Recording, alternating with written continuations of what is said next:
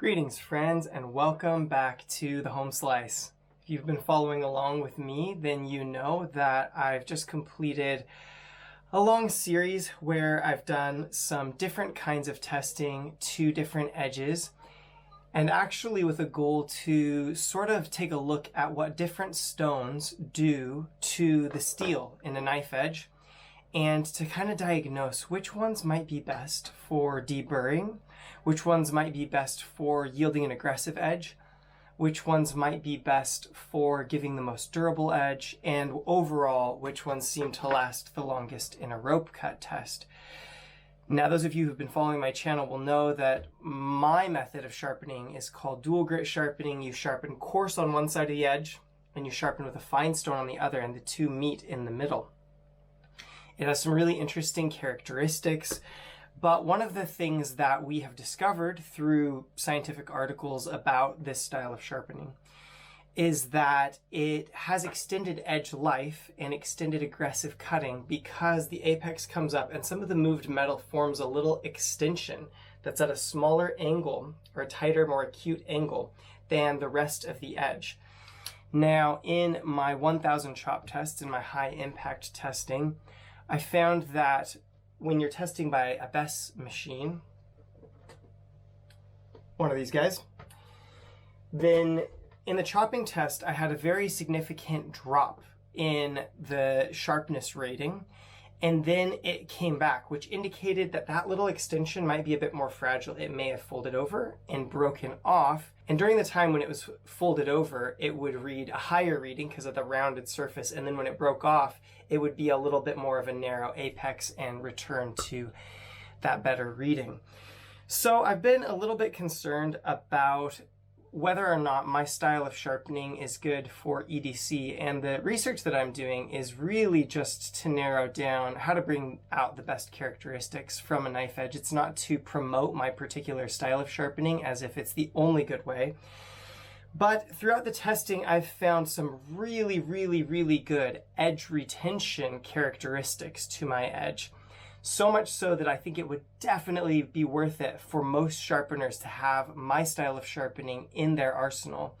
But a thought in the back of my mind is, does this edge fold over happen easily enough that is really a significant issue?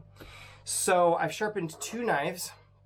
They're both Victorinoxes. They're both sharpened at 17 degrees per side. This one took a fine edge up to the Spyderco Ultra Fine. This one is a dual grit edge with a Suhiro Serac stone sharpened on the fine side up to 3000 grit, and a 250 grit Easy Lap diamond stone on the back side. Now, I've already tested sort of the impact resistance of different edges, but I've been concerned because I've been testing it after the edge has already gone through a manila rope a couple of times, and I'm wondering if that wearing away actually toughens the edge up or thickens the edge up, and I'm wondering if a fresh edge might have durability problems. My normal testing also has the limitation of the fact that I usually only do the impact test with 9 hits with the 5 kg dumbbell. I realize this is not that scientific. If you're into only really super perfectly scientific stuff, you could probably, YouTube's probably got some recommendations for you over on this side or that side. I can't really remember if the video's mirrored. Anyway, we're back with some fresh edges. I've gotten a little bit better at deburring dual grit. So this dual grit edge has actually got down to best readings of 100 to 102. And this fine edge, I tried to do with diamond because I was having some issues getting to that 100 mark from the Spyderco Ultra Fine for some reason, which is ordinarily what I would often use. And I got this one down to readings of 103 to 105 BESS. So they're very similar amount of measured sharpness on the BESS machine. It's a pretty fair fight at the outset. Let's take a look at these under the microscope to start out, and then we will do 2 sets of 5 hits with the 5 kg dumbbell. We'll do that 5 times for a total of 50 times of being smashed into this pine piano leg on the corner. And I will do voiceover of the testing once it starts to give you a readout of what my thoughts are as to the results. Before we do that, before we get into the microscope, I'm going to take this tungsten carbide scribing tool that my friend Alex sent to me, and I'm going to scribe out the part where we want to do the impact, because I want us to look with the microscope and hit with the best at exactly the point where I'm hitting that initial hit into the piano leg. All right, got a little F for fine and a little DG for dual grit scribed in. Right at that point, that black point where the Sharpie is right where the best wire is. And once that wears away from being smashed into the piano leg, we'll still be able to find it on the microscope by finding the little scribe marks I've just put into it. So let's take a look at the microscope. I've looked at them already a little bit, and fine edge is looking pretty clean. The dual grit edge on the coarse side has some lateral stroke marks, and I believe that's because sometimes when I'm doing my final cleanup, I'll coast it across the stone a little bit, because that little bit of a different angle sometimes removes some of the damaged metal without removing all of the edge texture. So anyway, we'll take a look at those and then we'll get into the test. Well, I'm pretty satisfied with that. The fine looks pretty clean to my eyes, at least. You guys can give me input if you've got more experience with a microscope than I have. But I was pretty pleased with the look of the fine. The dual grit looks fairly clean, but you can tell there's still a little bit of that dual grit texture there clinging to the edge, some of that little cutting teeth, as some people would call them. And at the same time, you can see where the fine side goes down. There's a little bit of reflectivity to that tip, implying that there is indeed a little bit of an angle change and an extension. So I'm confident that this dual grit edge has sort of my trademark characteristics to it and will be good for this test. I'm confident that this fine edge is a pretty fair fine edge for a Victorinox knife, pretty completely deburred, and it should be a pretty even test. Let's get into it. Well, some of you may be wondering how I got the best numbers a little bit lower on these than they often used to be on my tests, and it's really down to doing a little bit more extensive stropping. Used to be scared to do it, but I found that if you're really careful, it doesn't have to take away all the edge aggression, and can have some really cool benefits in terms of stability, as we'll see. First reading, 10 strikes, 151 grams best, and that fine edge is looking pretty similar to what it was. There's a little fiber or perhaps a little flake of metal sticking up off of the edge there. I didn't notice any extensive chipping, so I'm not sure, but I don't think that that's related to a wire edge. It should be noted that I'm trying to take all of these microscope readings in areas that actually were punched into the pine wood, and that's why I'm not going up and down the edge super extensively. 10 more strikes and we're down to 123. This is a strange thing that sort of happens, and the best readings sort of wander in a wood impact test. It happens to me every time, even if the blades are obviously around 100 best to start with. And the edge is looking pretty good. I was pretty pleased overall with how this fine edge held up to this abuse, but I wasn't surprised, as the thoroughly stropped 1095 Crovan edges that I've done the 1000 chop test with have held up very, very well as well. Still sticking in those mid 100s, and there's not a lot of obvious damage along the edge, although you can see even some wear along the grind and some scratch marks, as well as portions of that edge where the grind marks from the stone are being worn away slightly. Another 10 chops and we're back to the best machine for a reading of 177. So a little bit of a climb now, and really we're looking in these microscope tests to see if we can identify where that climb is coming from. Sometimes you'll see a chip or a flattened spot, but a really well cleaned up and deburred edge will usually dull chiefly by abrasion, and so there'll just be some micro rounding. This one goes up to 254 in the strike zone, so we've definitely encountered some rounding.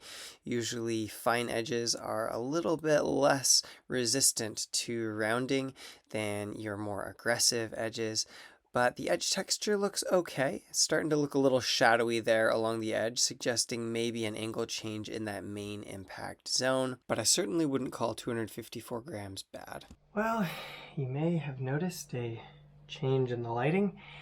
There's nothing like having 3 small kids that will make a short trip, 5-minute trip into the house a little bit longer. I've just come fresh from the bedtime routine for the kiddos. I deemed some family time today more important than finishing this video. But anyway, since we're here, I'll do a quick reflection on the fine edge, and then we'll test the dual grit because I'm still very interested to see what the results will be. Now, the fine edge at the beginning, it jumped from around 100, 103, and 105. The original readings were between. And it jumped up to 151. It held steady in the, 120 to 170 range through the first 40 bashes. And then when we went on the 5th round to take it up to 50, it jumped nearly 100 into the mid 200s, a reading of 254. After the 4th one, you could see a slight indentation, and then the number increased quite dramatically, I assume because a portion of the edge gave a little bit and then took some damage. And we're on to our dual grit edge to see if the numbers are going to consistently stick in the mid 100s as they did with the fine edge, or if we're going to notice a dramatic failure down to 400. And indeed, we see very consistent and close numbers to what we saw in the fine edge. I have to say, after the 1000 chop test, where I saw a dual grit edge fall quite dramatically for several hundred chops and then recover significantly, I have been worried that it is difficult to remove enough wire edge that dual grit could ever be used for an impact or chopping application. But I have to say, as I look at this, I'm pleased with the amount of texture that's still on it, but I'm even more pleased with the lack of rolling that I see. 152 after 20 strikes, and it should be noted that I have seen rolling occur in these tests. In the dual grit test where we created the edge on an agate stone, it definitely left a wire edge. It was definitely visibly indented, both by reflected light and by a greatly increased best reading. We've got a little bit more shine out at the edge, which in some of my tests has been indicative of a wire edge, but in this test you can see that actually in my finishing strokes I went quite sideways to try to get that burr off, that large dual grit burr, and we just have a different wear pattern out at the apex.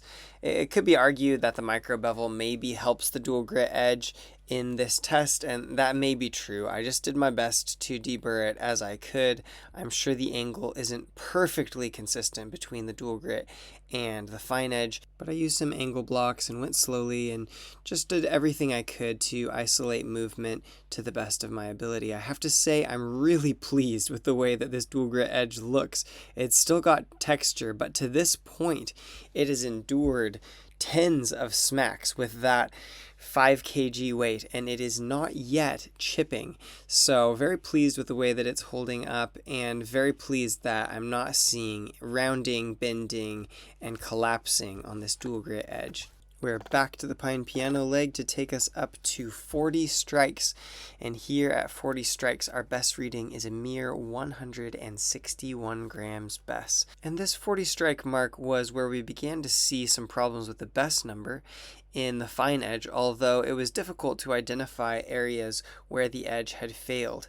However, as we take a look at this dual grit edge, we begin to see that there will be some areas that appear to be slightly chipped out.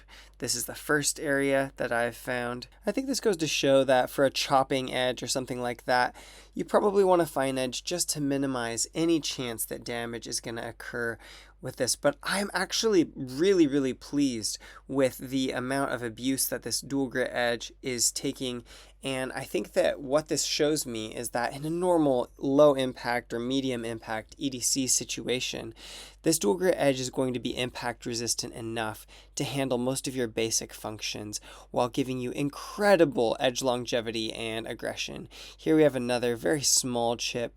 Keep in mind this is at very high magnification. But the point remains that the dual grit edge endured a little bit more damage from the test, and it's back to the pine piano leg for our final 10 strikes. And here we find the counterintuitive truth that the best reading is much smaller on the dual grit edge at the end, giving the general impression that the fine edge has better stability, but the dual grit edge held on to its keenness and slicing aggression to keep those best numbers under control. You also notice there's less wandering in the dual grit numbers than the fine edge numbers, which is an interesting finding. And I think that it'd be interesting to take these now and see how they both slice a piece of paper after having gone through a fairly significant impact test. See if they still shave in that zone where the impact was happening, and then see how well they each strop back on a piece of kangaroo unloaded leather. This is our fine edge.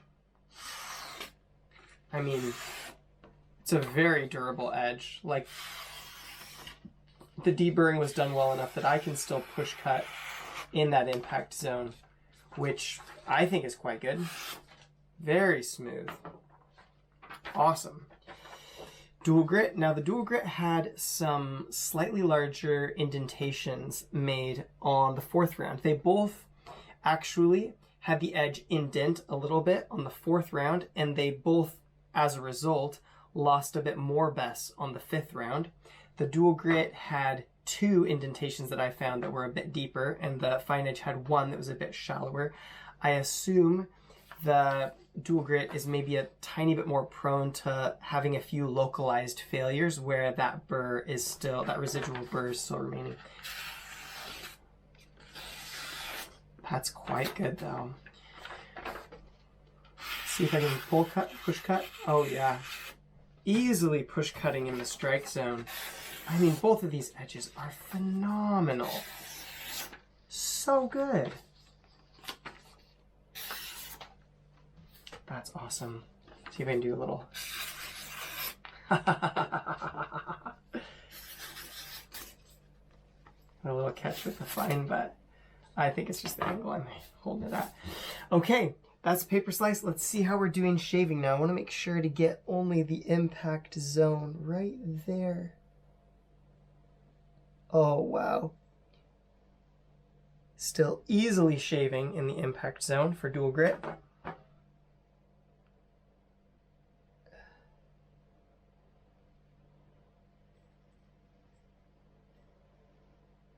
Yeah, still easily, a tiny bit more effort it feels like with the fine edge, but not bad. They both feel quite good. I guess that 254 reading is sort of on the edge of not shaving. So paper slice, yes, push cut on both. Let's check out shave, yes, I would say. Small difference in shaving, but I wouldn't call it a real big indicator of anything bad. All right, I'm going to hit them on the unloaded kangaroo leather strop, and then we'll take one more best reading and see how the edges actually recover. 10 light strokes on kangaroo, same on each knife.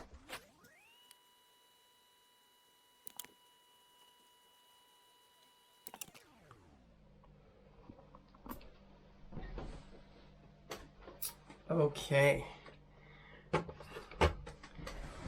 Fine edge, stropping back from 254 at the point that this is set up to read from. Let's see what we're back to.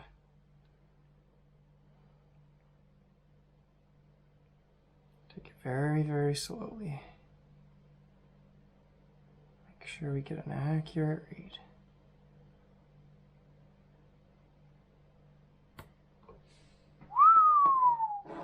$96. Gotta love kangaroo leather. Come on. That's better than the original reading. I should have spent more time on the kangaroo. Let this be a lesson to you all. But I wanted to give them the same amount of care, so I didn't go overboard on stropping any one of these a lot more than the other. Stropped them to a very similar level. That's so good. 96 after a full 50 smacks with a 5 kg dumbbell impact test. That's amazing. All right, dual grit. I don't know if I can even hope for as much with this dual grit. Let's find out. We'll take it really slow.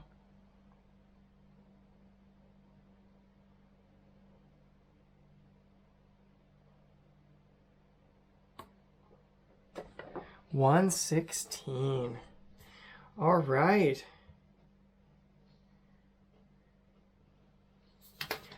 I would say very, very good strop back characteristics on both, but you're looking at slightly more on the fine edge. I guess that does sort of make sense with the indentations and damage being smaller, the damage structures being a bit more slight on the fine edge.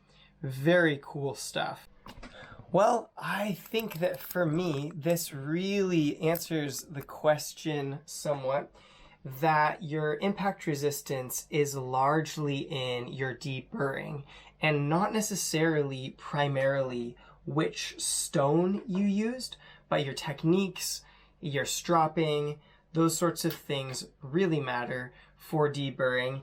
And this has actually changed my mind about dual grit. I saw that test in the past where in the chopping test it fell quite dramatically and assumed that dual grit edges are inherently less strong.